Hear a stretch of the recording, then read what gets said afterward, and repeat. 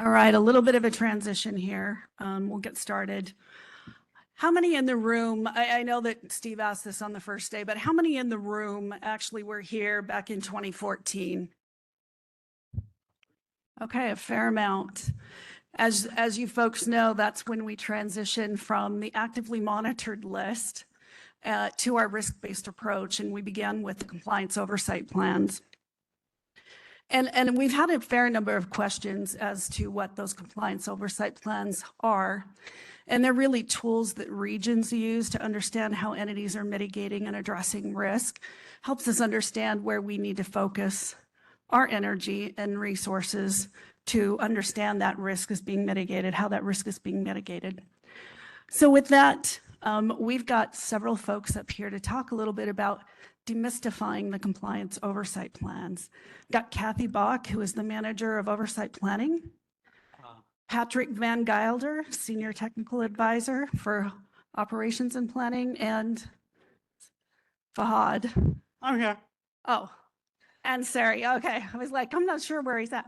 Fahad Ansari, who is also a Senior Technical Advisor. And they're going to walk us through some information that you can take back to understand what your compliance oversight plan is and what it isn't.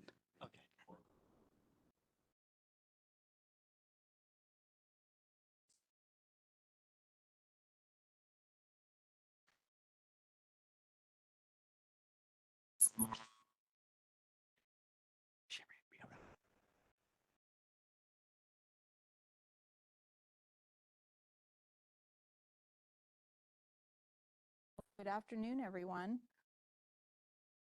As Kim mentioned, I am Kathy Bach. I'm the manager of oversight planning. Before we get started, I'd like to take a minute, and I'm joined here by two of our WECC senior technical advisors, Patrick and Fahad. So we're gonna take a minute or two and have them introduce themselves. Hello, everyone. This is Fahad Ansari, Senior Technical Advisor in the Oversight Planning Group. I joined back about 2 years ago.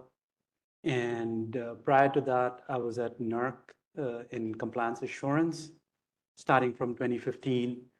So I have seen how the transition has happened with the reliability assurance initiative, with the risk-based CMEP framework. And prior to that, I was working as an auditor for utilities and in financial industry. Good afternoon, everyone. My name is Patrick Van Gilder. I'm a Senior Technical Advisor in the Oversight Planning Group. And I've been with WECC for 9 years. It's hard to remember all those years. It's a long time. I've been in risk assessment, entity monitoring, and in oversight planning. Prior to that, I spent 2.5 years at a different region in enforcement and in risk assessment.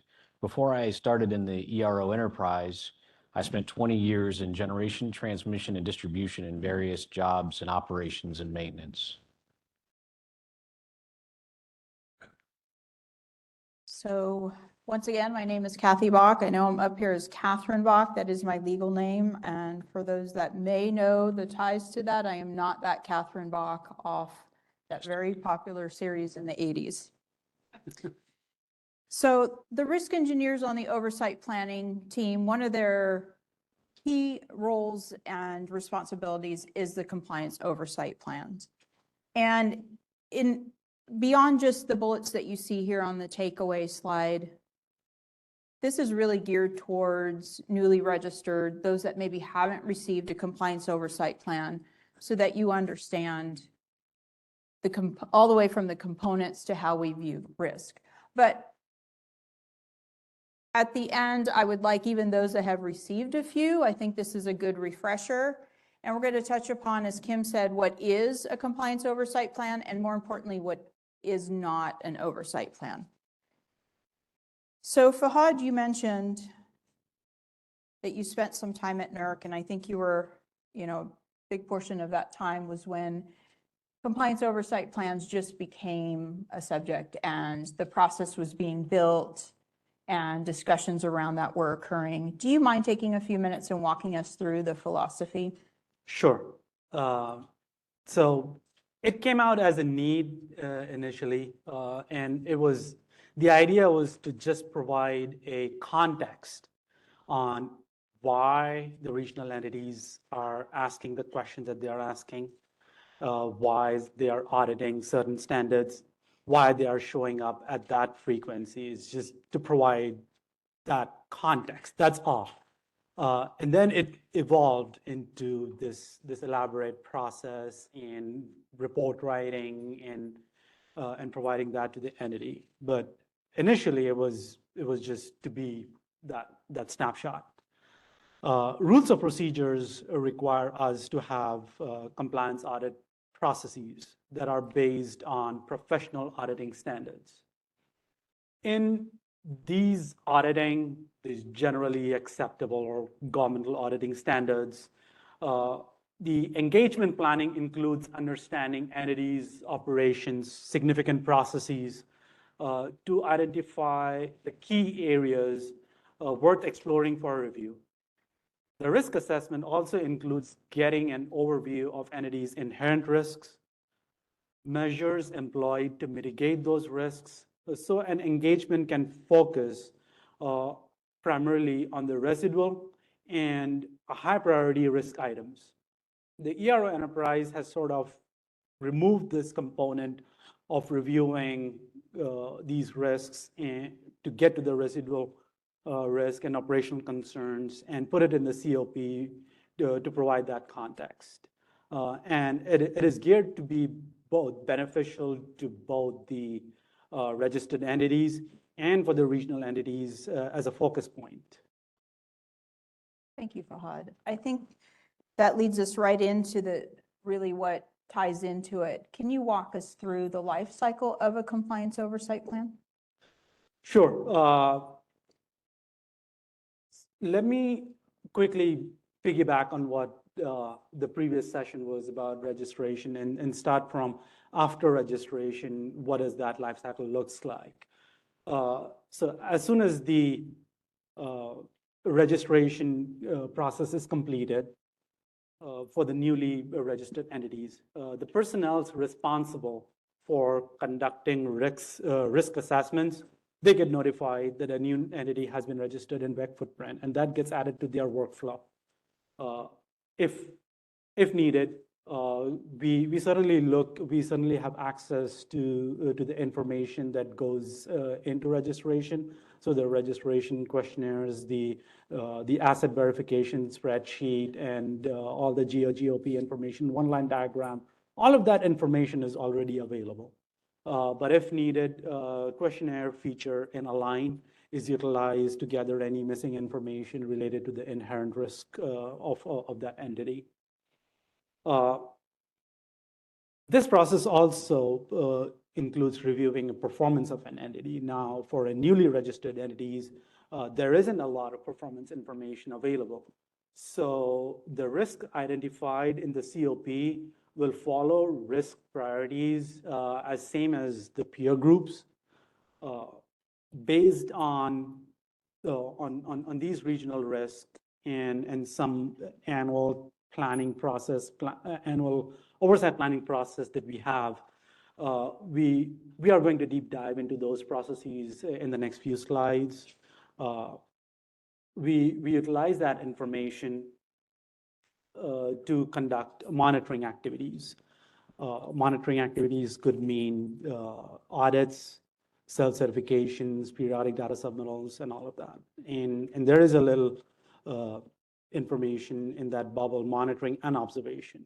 So observation, if we have conducted an audit, observations are just facts gathered during these engagements. And these could be positives or negatives and internal control related information that we have gathered.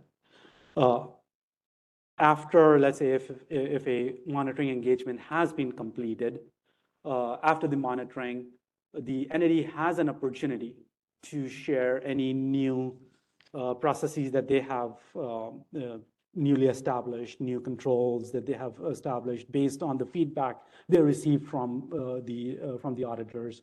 If there were recommendations, area of concern, and they were quick to act upon them, they have an opportunity to share that details. So that would be the post-monitoring feedback. And if there has been any enforcement and mitigation related items, the information from that particular realm is also gathered, and the feedback is given to the oversight planning group, the risk engineers. They have that information available. And so to speak, with everything that has gone so far, there's a good opportunity to gather all that information, review it, digest it, and then put up into your performance assessment, complete that COP, and then push it out in a line so that it's visible to the registered entities. That's a typical cycle. And if there is any major significant changes to that organization, adoption or removal of registration function, some significant processes has occurred in that, events have occurred, or some major changes have occurred, then it just kickbacks, and then we have got the trigger to review that information again, and the cycle starts all over again. Well, thank you for bringing that up. I think that lends to the next question. So after an initial compliance oversight plan is received by an entity, how often is this cycle happening? Patrick, do you mind walking us through that? Yeah, this cycle is continually repeated. It's not to say that an entity is going to receive an updated compliance oversight plan every year, but WECC will continue to assess the identified, Western interconnection risks and the entity performance data to determine which risks, monitoring tools, and registered entities are appropriate for which monitoring activities. The results of the monitoring activities should result in additional performance data that can influence future monitoring activities. So WECC has established triggers for issuing an updated compliance oversight plan, and just a few of them are: following an audit, we will issue an updated compliance oversight plan, a newly registered entity, and changes in inherent risk status. Okay, thank you. So throughout yesterday and today, we hear risk-based. What is the risk-based compliance monitoring enforcement program framework? Do you mind walking us through that, Patrick? This diagram is just a visual depiction of the framework we used to develop oversight strategies and monitoring tools with a risk-based approach. So the entity's inherent risk and their performance are used to determine initial oversight strategy and a preliminary monitoring interval. The risks identified in the regional risk register that Vic talked about yesterday and the annual compliance monitoring and enforcement program implementation plan are assessed in conjunction with the entity's identified inherent risk and performance within the context of each risk category. A list of those standards associated with those identified risk categories is also developed. Those are really great inputs that is utilized for a compliance planning and monitoring. And this is actually the core piece, more like a strategic piece, where on an annual basis, the CMEP staff gets to review all these inputs, the inputs from the regional risk register, the CMEP IP, the risk identified in the risk categories of an individual COP. What we do is we employ what we call a top-down risk approach, where these high top priority risk in the Western interconnection is utilized to develop a strategy where we identify the entities and the risks that are worth pursuing in a way that allows us to best direct our resources where they are most needed. Regarding the auditing piece, and I mentioned before, that's not the only thing, but if there is an audit, most of these entities that are subject to audit are driven by the schedule established by the rules of procedures. They're the 3-year audits. But as needed to address the risk that we have identified for that given year or for that couple of years, other entities are also added to various monitoring tools. If it's Stacey's entities, in the pod for low inherent risk entities, we utilize the appropriate measure to address that risk, and that could be self-certification. And that is the primary driver now that we are utilizing to develop the schedules, to develop our focus areas that is going to that our auditors and our entity monitoring staff are going to leverage on. Thank you both. So building on all that, I'd like to spend, I have a few questions regarding the components of the oversight plan itself. One of the first things that I would want to know if I'm newly registered to WECC is, what do you need from me so that, what else do I need to be submitting anything else to even start the process, that life cycle of that compliance oversight plan? Yeah, so same as what I mentioned before, we already have access to a lot of information coming in from registration.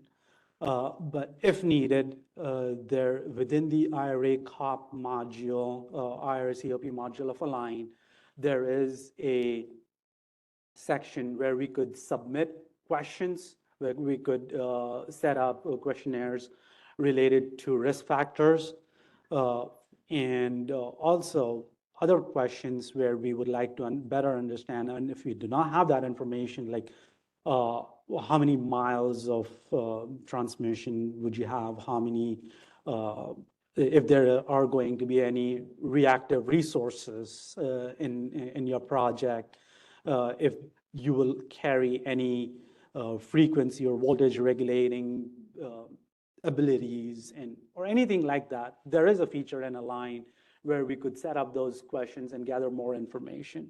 But initially, no. We already have access to a lot of information, but if needed, we are definitely going to leverage Align and keep it as consistent as possible. Thank you. Patrick, can you walk us through, if I've received this initial compliance oversight plan, can you walk us through the criteria and the results that I may see within the plan and help me understand those? Well, sure. The compliance oversight plan report that an entity receives is just a snapshot in time. It includes the rating of the entity's overall inherent risk and are based on the established risk factor criteria. The risk categories are evaluated with regard to the entity's risks and performance to determine any residual risk. These risk categories are ranked from the highest to the least residual risk, and the entity's oversight strategy is based on their overall inherent risk and their assessed performance. Thank you. So I think one of the questions we've seen a few times come through, and I think that I would have the same concern, but the compliance oversight plan doesn't always seem to match the compliance monitoring. So if I receive my compliance oversight plan, should I expect it for me to know when my monitoring will be and what the specific scope may be? Again, it depends. The scope, this Appendix B is a really great resource. There are standards and requirements mentioned in the Appendix B that corresponds to the risk categories identified and prioritized in the COP report. And the intent is for the registered entities to take those areas with a degree of higher attention, so that they can focus on those areas, because there's a lot of analysis that goes behind it that has driven those risk categories to be prioritized. However, as I mentioned, during our annual process, during our planning, when we are leveraging all these great inputs that we just mentioned, and we decide on certain risk areas that we would like to target, and that could come from from that process. We have seen there has been a lot of emphasis on cold weather preparedness. There has been a lot of emphasis on integration of the IBR. And that could look a little bit different from planning perspective and from operational perspective. There would be different requirements that are applicable for a GOP, for a generator owner to be prepared for an oncoming winter. And there is a different set of requirements that a planner would need to ensure that they are having appropriate practices and controls in place. So because there are so many moving parts involved, the scope of an individual monitoring activity can differ. And WECC is doing the best it can at the moment to provide more context via the targeted risk areas that are mentioned during the 6-month call and verbalizing what the audit objectives are and how these requirements are being mapped to those objectives. We are trying to provide more clarity to that. Of course, we can do better in these areas, but that's a start to provide more context as to why the scope looks like what it looks like, and why doesn't it not look like my Appendix B in the COP that I received. That's a great explanation. Thank you, Fahad. So we do have several entities, Patrick, that are registered in multiple regions. Is this consistent amongst regions? Would it look similar? Is the process similar? Maybe the Compliance Oversight Plan, would it look similar? Do you mind just briefly touching upon the consistency that may be seen? I would say, yeah, the consistency has improved greatly. When we started this 10 years ago, the regions were wildly different in inherent risk assessments and compliance oversight plans, both in the content and delivery, whether they were shared with entities or not. And we have worked with NERC and the other regions to develop common inherent risk factor criteria that we all follow. We've developed a common risk category descriptions, and performance consideration criteria is being developed. And a common compliance oversight plan report template has been made. So since 2019, we should all be on the same compliance oversight plan report template. That has also been integrated into a line. So in a line, especially for our coordinated oversight entity, there's a coordinated oversight compliance oversight plan report that is developed by the lead region, but in conjunction with the AREs. And additionally, the regions are working together with NERC to share best practices, and periodically we get our processes reviewed by NERC, and one of the results in that is to improve regional consistency. So the best practices do get shared, and we have a better product for the registered entities and internally. Thank you. So I'd like to change gears a little bit and dive into the 13 risk categories and go over the definition. So risk categories are to understand, monitor, and mitigate known and future unmitigated operational and inherent risk. And instead of going through each bullet here on the slide, Fahad, could we start with what is currently viewed as the highest risk categories? Sure.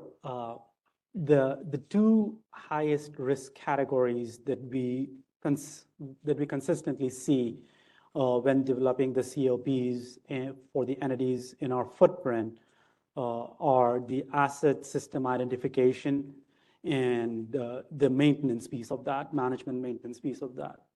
And it makes sense. Identifying and tracking of assets and BES facilities is required and critical to BPS reliability, and failure to do so may result in significant gaps and compromise the integrity and reliability of the BPS. And the same goes for the appropriately managing and maintaining those assets and systems. Also to note that in Western Interconnection, we have the highest number of registered entities. We also have the highest number of registration functions, so that there are more planning coordinators, there are more BAs, there are more TPs, there are more, what else do we got? There are more TSPs. And what that means is the coordination among our entities, the coordination among the planning side and the operational side, the coordination among the generation side within the TOP footprint and that BA footprint is essential. It is critical, and it is definitely more critical during emergencies. So we also see entity coordination as one of the most highest risk category. So a good resource for this is the Compliance Oversight Plan Frequently Asked Questions and Answers document. It provides a lot of good information and includes a description of each risk category and a list of standards related to those risk categories. If you don't have access to that specific document and you'd like to have it, I know the NERC website is not the easiest thing to navigate. So if you Google COP or ERO COP FAQ document, it should bring you right to it. It's a good resource to keep in mind when looking at your compliance oversight plan. Or you can contact Mark. He was there when they were developing it. Is Mark and Curtis here? Yeah. All right. And you already have his email address. I'm sure he'll be more than happy to coordinate that. We should have put that on our last slide too. Oh, yeah, yeah. But we could cover that, so.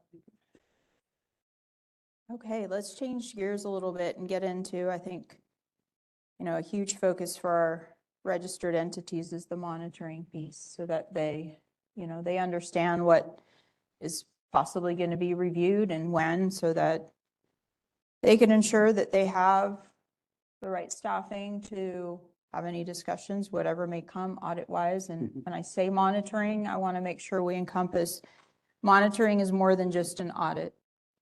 We have other tools in our toolbox to use for monitoring, from spot checks to self-certs to even outreach if needed. How soon after receiving a compliance oversight plan should someone expect some type of monitoring engagement? It depends. It could be the very next day. I'm just kidding. No, but it depends on the what you call our process for determining what risk that we are pursuing in that given year, who's most likely to receive some kind of a intent to audit notification or a self-certification. We made a huge change in our self-certification methodology based on risk that we would like to address, and that was reflective of this risk-based framework and our strategy to best direct our resources and also be considerate towards the resources of our registered entities. If we could gather confidence surrounding certain risk and processes via a different monitoring tool, there is no need to initiate a full-scale audit. So yeah, that was one of the message that I wanted to put across, is we are being really cautious about our resources, about where we could add the most value add. Thank you. Now we talk about risk and you hear the different possible words before risk itself.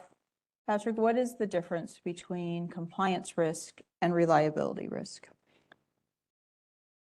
Yeah, It really goes back to what the objective is of that engagement. And historically, we've really been looking at compliance.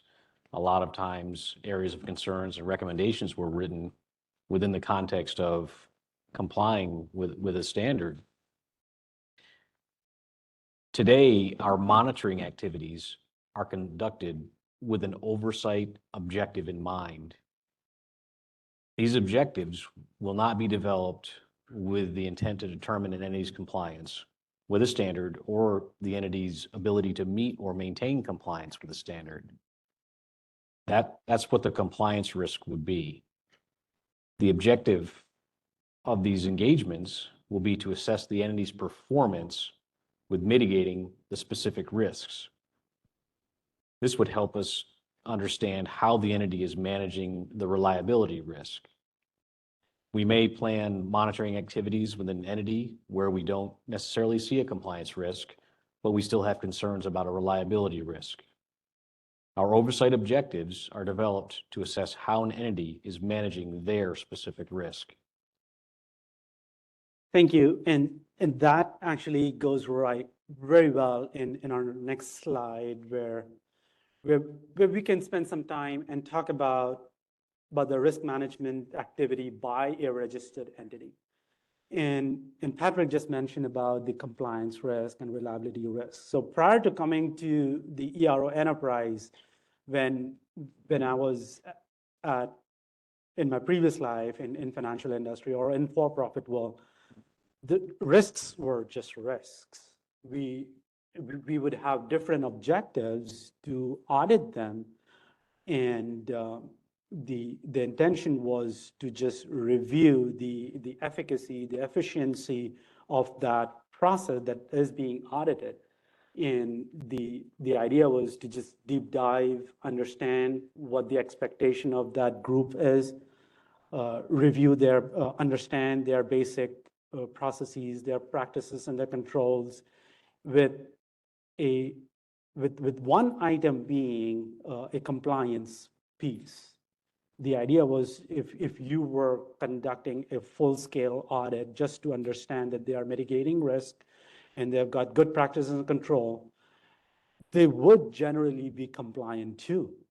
So that was really a major shift for me when I came here and started hearing this terminology of compliance risk and reliability risk. To me, it was just one thing, that it is risk, with compliance being one part of it. And if you're running a tight ship, yeah, you should be compliant. And if you're not, then we are missing something. Either we are missing an understanding, or just we are not getting it. So back to this slide. What do we mean by some of the actions that the entity can demonstrate on how they are mitigating risk? What the entire reliability and security oversight department, be it the entity monitoring team or the oversight planning team or the enforcement, our collective interest is to better understand how an entity is managing these risks that they pose to their portion of the BPS reliability and security. All entities over here, in some form or fashion, whether it's documented or not documented, whether it's informal program or not informal program, they are always in this continuous loop of identifying the areas, practices, activities, processes, assessing them, managing them, monitoring them, reporting internally and externally. It is always going on.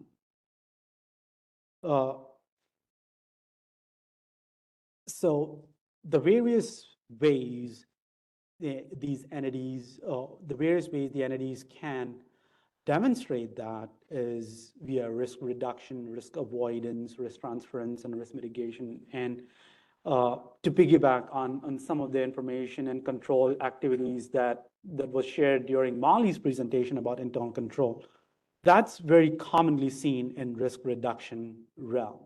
It is the most common measure that we see, where various steps, various control activities that we just discussed are employed to reduce the risk. For example, there are various steps an entity can take to reduce the electronic access risk to their BCS. There can be firewalls, access control, multi-factor authentication, IDS, DMZs, etc. A lot. It just so happens to be that the entity, if that entity is really serious to keep their business going, protect themselves from harm, they would do these items anyways. It just so happens to be that they are mapped to CIP5. So objectively, if you are just looking for risk reduction and have that mindset of reducing risk, be it reliability and security, you might be having a reliability standard that addresses through that risk, or you might not. But in any case, you would be doing these activities anyways. Risk avoidance would be completely eliminating that risk. For example, some entities during our audit process have reported that they do not allow remote access in their SCADA EMS environment. It's just not there. So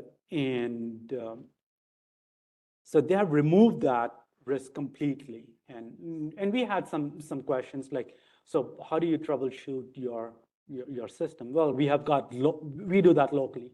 We have someone come in locally and address that risk. So there can be various ways you can mitigate that risk. And risk transference is an interesting one. And we are seeing over here a lot of small or low inherent risk entities would just transfer compliance risk, compliance responsibility to a third party. And that is absolutely fine. And you can do that to a lot of your operational processes too, where you are just transferring that responsibility to a third party administrator.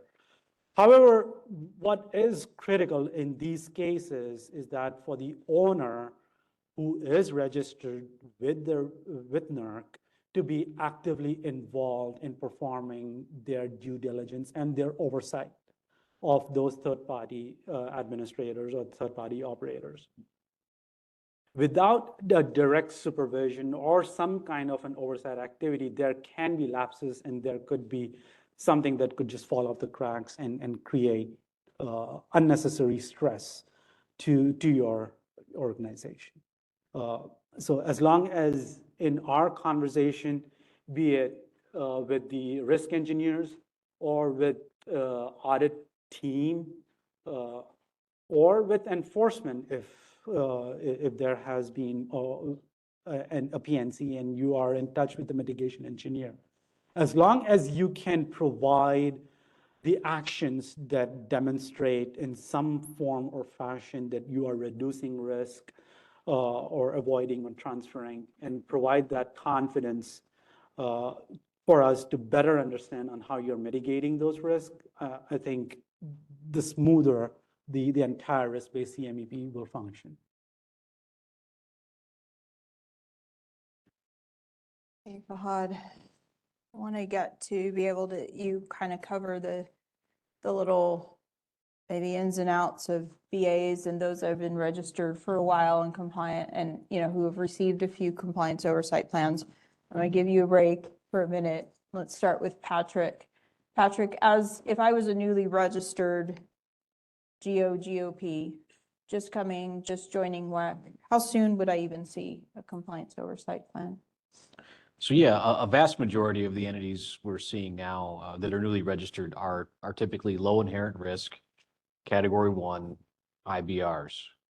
And these GOPs should receive their initial compliance oversight plan within 60 days of their notice of listing.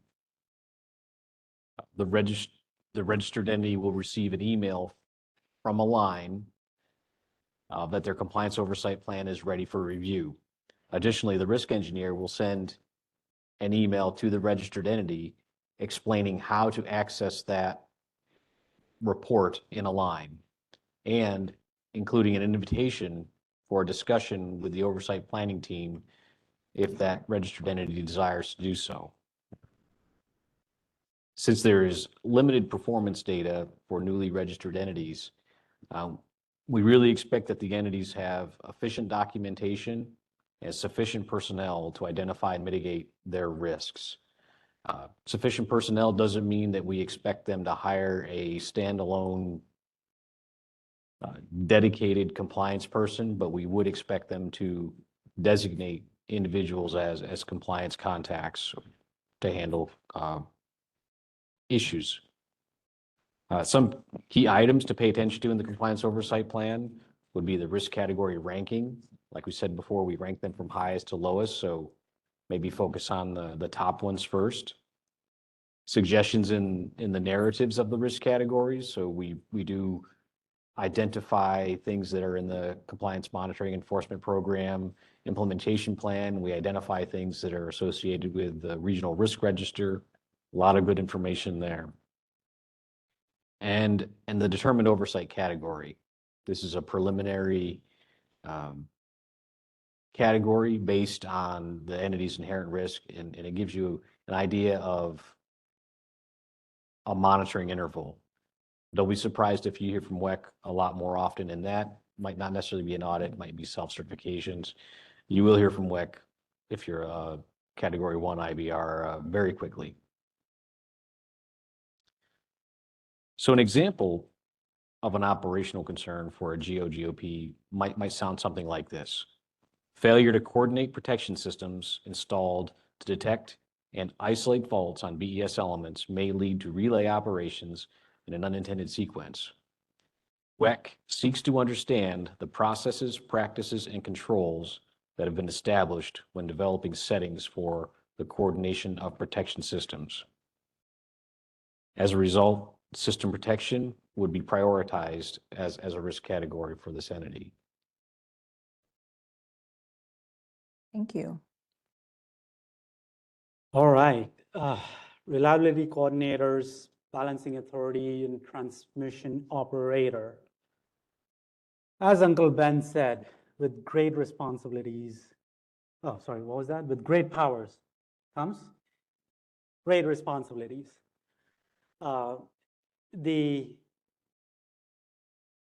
This compliance oversight plan for these high inherent risk entities will look differently than for a smaller inherent risk entity or lower inherent risk entities.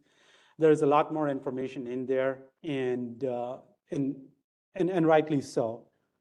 The expectation is that the entities would have appropriate policies, processes, procedures to mitigate the risk identified and prioritized in that report.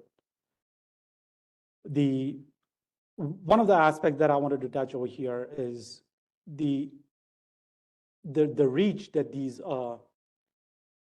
entities have, be it as a transmission operator in the operating side, or as a planner on the planning coordinator side, or as transmission planner side.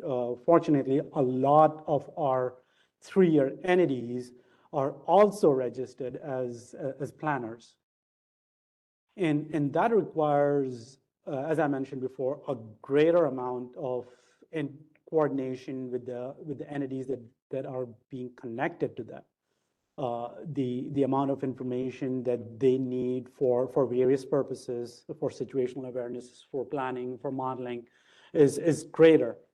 And I couldn't emphasize more how much that is critical, how much that coordination bit is critical. So it's one thing with the GOs and the GOPs providing just the data and getting out of the way, but then it becomes really important, and how Vic mentioned yesterday, how all of that information feeds into not just in one portion of WECC, which is RSO, but also several areas of WECC, and it has got a larger impact. One example would be would be some risks such as aging infrastructure. Out in our interconnection, there is a lot of older equipment, older facilities that are still functioning, and it can exacerbate in certain environment if there is an event, if there is a stress on the system. These aging equipment can cause even further damage to these areas. So better management of these facilities, equipment is critical, and that is followed in the asset management risk category, and in the way the equipments are changed in the field and appropriately tagged, appropriately kind of connected back to the facility ratings methodology, and correct ratings are provided not just to the operator, but all the way to the RC. It can create a lot of impact. So those are some of the concerns that are highlighted in the COP and provided and added focus to the entities so that they can review these risks with even more critical eye than normally. Thank you. Thank you both. So as we close this up, and next steps, and please, Patrick, Fahad, jump in if you'd like to, but receiving your compliance oversight plan really is just the beginning. It should give you a good starting point and what to do with that information. And as we mentioned in the earlier slides, if you'd like to walk through your compliance oversight plan, or you see concerns, or you have questions or better understanding, that's what we're here for. We want to be able to provide that value to you, not just a report. But there are other steps you can take. Involve your SMEs, have your subject matter experts get involved, understand the risk categories where the risk is seen for your specific entity. We talked about kind of third-party reviewers, different things. So there's quite a few things that you can do once you receive this, and kind of through that entire life cycle of the compliance oversight plan. Patrick or Fahad, I don't know if you'd like to add anything to that. I think that the second bullet there is very important. We expect entities to do their own risk assessment, to address their own risks with controls. And, we're probably going to interact with entities more often than we have in the past, but it may be of a different way we have in the past as well. Yeah. In summary, I would want to mention that the way we are changing our process, our mindset to better address the risk and have the risks drive our scheduling, our monitoring activity. I would echo some of the comments that Patrick just mentioned. We probably could initiate multiple activities or more frequently show up, but it'll be for very specific purpose. It'll be clearly communicated, and clear expectations would be laid out as to why we are doing it, what's expected out of this engagement, and what's the objective. So that's pretty much it. Thank you both for walking us through this. Thank you.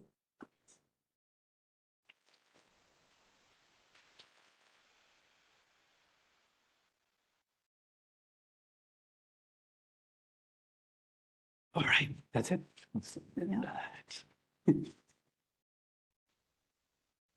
Hi, guys. Hello, Monica. Oh, sorry.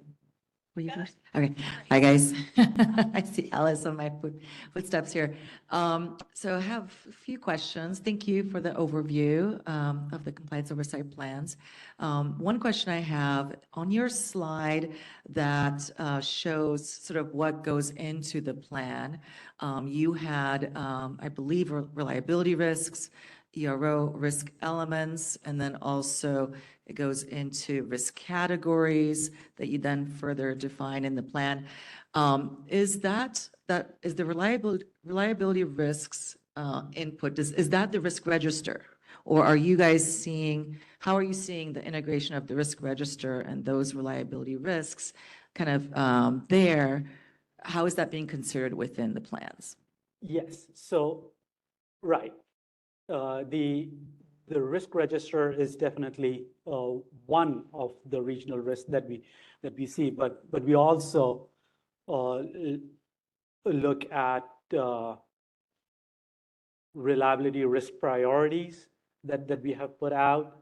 And those are like 5 reliability risk priorities, and it's aerification, impact of IBR, transmission planning, energy policy. These are also that we take a look at it.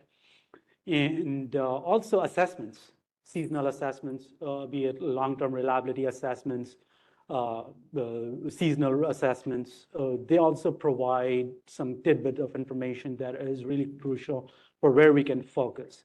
If the LTRA says that there is going to be a lot of battery energy storage in California, Mexico footprint, and not probably in the Northwest footprint, then it wouldn't make sense for us to just take it by the word and open up a self-certification monitoring activity for everybody in the West. So we utilize that information as needed to focus where we could best direct our resources. I think that part of the challenge here is maybe trying to map these risk register items to risk categories. They don't line up well. So that is a difficult thing, that if we say, hey, we have this risk register concern, what are we going to do about it? That mapping is a challenge. The CMEP IP is a little more straightforward, not always perfect for mapping that, but I think part of that challenge is the mapping from the register items to the risk category. So making it into a compliance oversight plan is not always straightforward. Thank you. And then as part of your coordination or collaboration with enforcement, can you speak a little bit about what you guys are collaborating on that feeds into your risk profile for the entity? I think you had causes in there, mitigations. Are you also looking at dispositions? What are you guys considering? So I think Fahad and I could pass it to you. I know that you mentioned how we're moving in that invented future direction, right? How are we going to better our processes, have that one compliance monitoring enforcement program, that one voice, that one.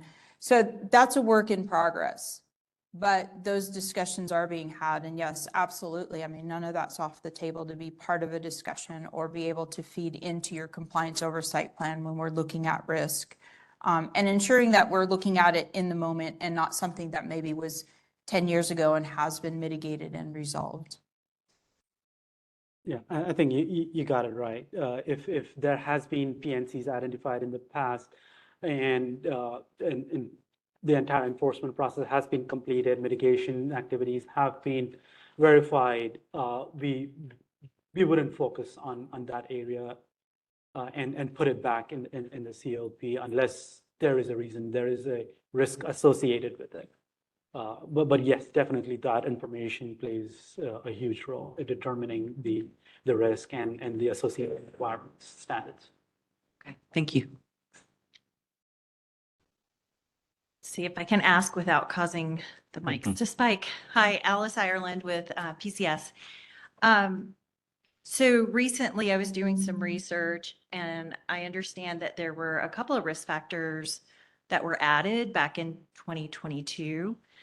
And I was hoping to get an update because to my understanding, we still don't have the details on the criteria associated with those risk factors and determining what's low versus medium versus high risk. So the first one is SIP external electronic communications. And then the second one is SIP monitor and control capability. And so where we're seeing this show up is for GOs, maybe where they're just registered as a GO. And in particular, getting hit with monitor and control capability because they may have a GOP that performs that function for multiple GOs. So we're really interested in seeing this information be made available and understanding the criteria. Do you guys have an update on where that's at?